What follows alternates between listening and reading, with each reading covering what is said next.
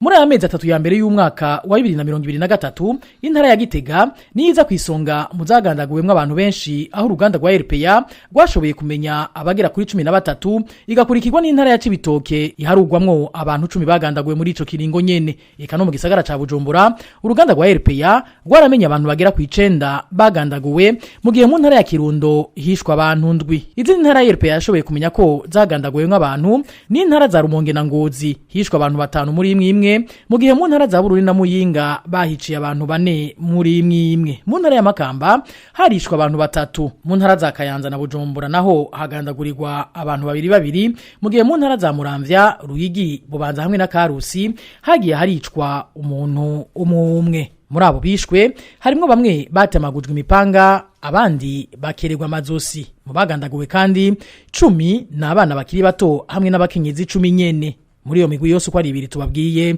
hakaba harimwo abagandaguwe babanje gushurashuzwa.